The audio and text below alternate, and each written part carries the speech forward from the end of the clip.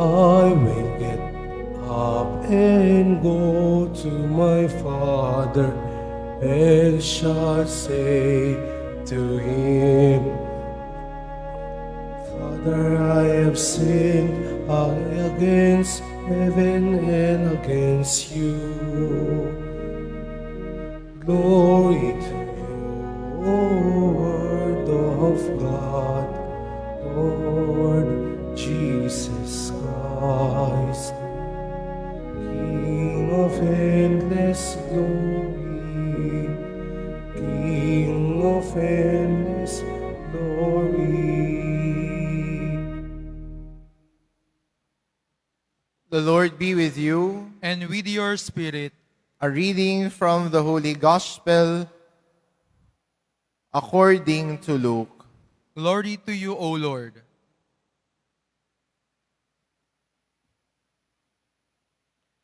Tax collectors and sinners were all drawing near to listen to Jesus. But the Pharisees and scribes began to complain, saying, This man welcomes sinners and eats with them. So to them Jesus addressed this parable. A man had 2 sons, and the younger son said to his father, Father, give me the share of your estate that should come to me. So the father divided the property between them. After a few days, the younger son collected all his belongings and set off to a distant country, where he squandered his inheritance on a life of dissipation. When he had freely spent everything, a severe famine struck that country, and he found himself in dire need. So he hired himself out to one of the local citizens, who sent him to his farm to tend the swine. And he longed to eat his fill of the pods on which the swine fed, but nobody gave him any. Coming to his senses, he thought, How many of my father's hired workers have more than enough food to eat? But here am I, dying from hunger. I shall get up and go to my father, and I shall say to him, Father, I have sinned against heaven and against you. I no longer deserve to be called your son. Treat me as you would treat one of your hired workers. So he got up and went back to his father. While he was still a long way off, his father caught sight of him and was filled with compassion. He ran to his son, embraced him, and kissed him. His son said to him, Father, I have sinned against heaven and against you. I no longer deserve to be called your son. But his father ordered his servants, Quickly, bring the finest robe and put it on him. Put a ring on his finger and sandals on his feet. Take the fattened calf and slaughter it.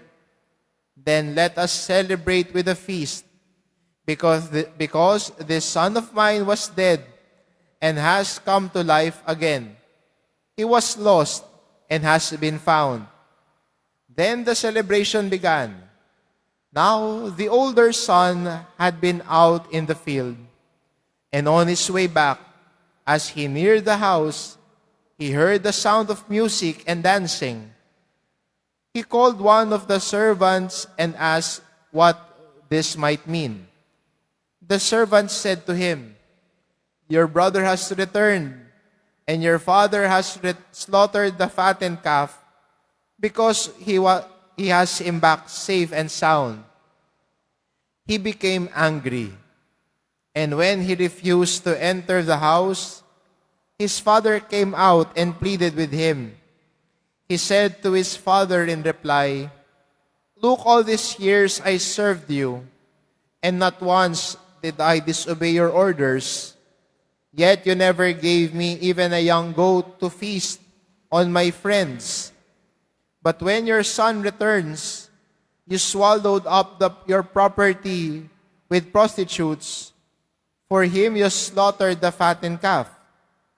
He said to him, My son, you are here with me always. Everything I have is yours.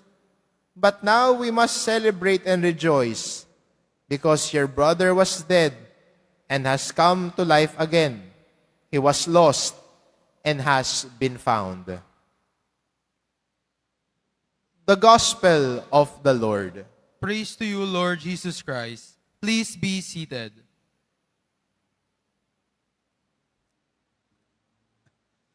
We welcome you to the Minor Basilica and National Shrine of Jesus Nazareno, the home of the miraculous image of Jesus Nazareno. This Mass is our Pilgrim's Mass, and we welcome those who came from different provinces.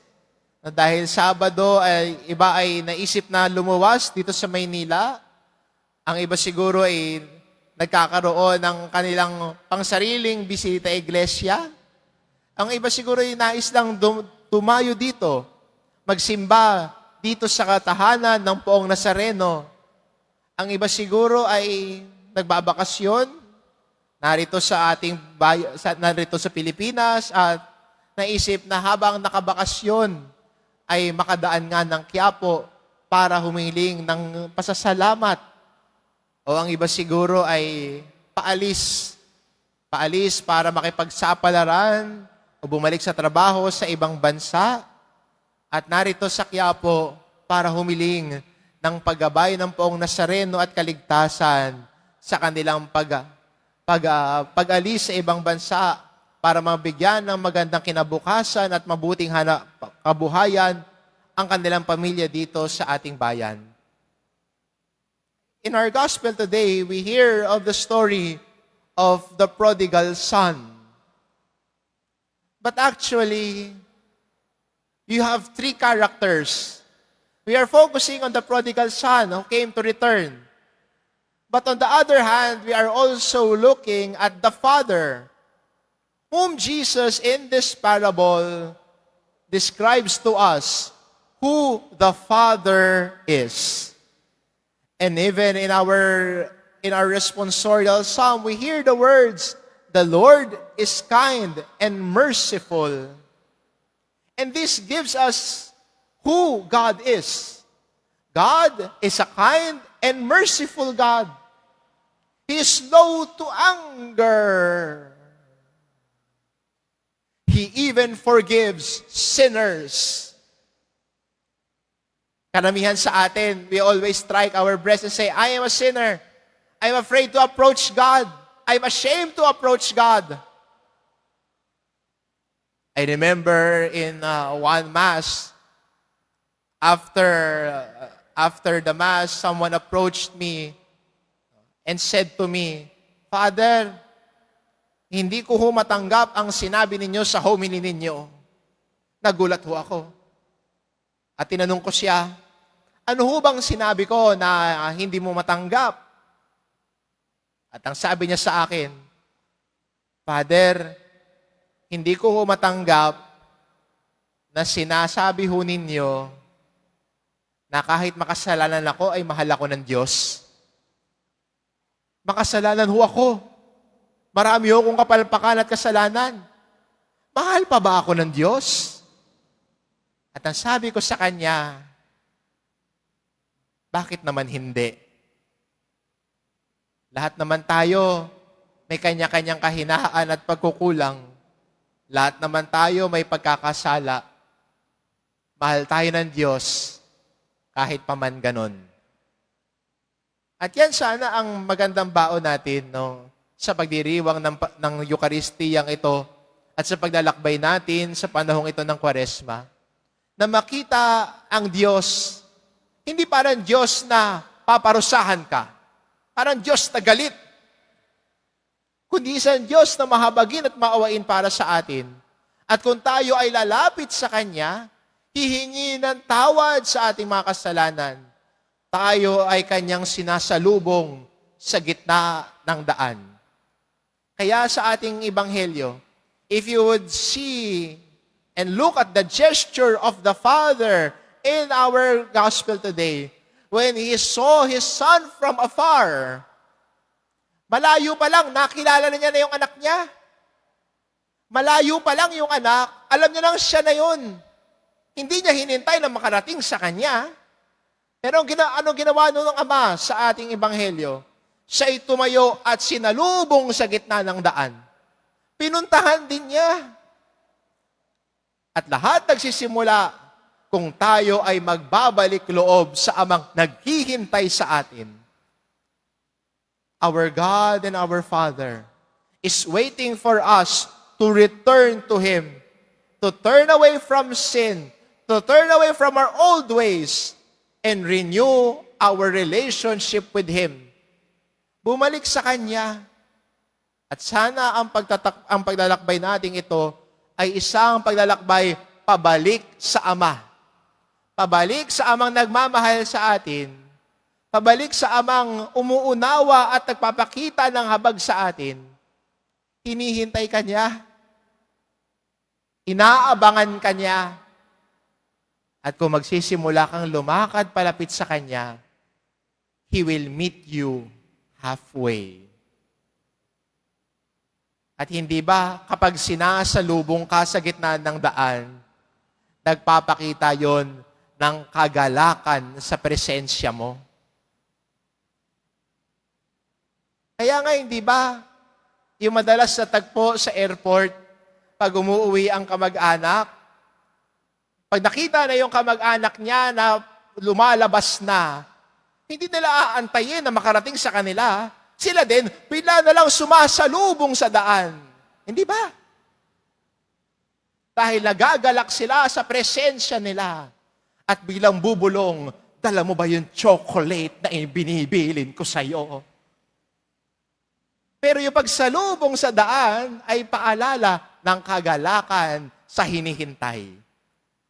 God is waiting for us to return to Him. He is merciful. He is just. Isang Diyos na nagmamahal sa iyo, isang Diyos na hinihintay ka. Lumakbay ka pabalik sa Kanya at sasalubungin Kanya ng may kagalakan sa gitna ng daan. Ano pang hinihintay mo? Ano pang hinihintay mo para magbalik sa Kanya? Ano pang hinihintay mo para simulan ang paglalakbay na yan? Hinihintay ka niya, magbalik loob ka sa Kanya, excited siya para sa iyo. Amen.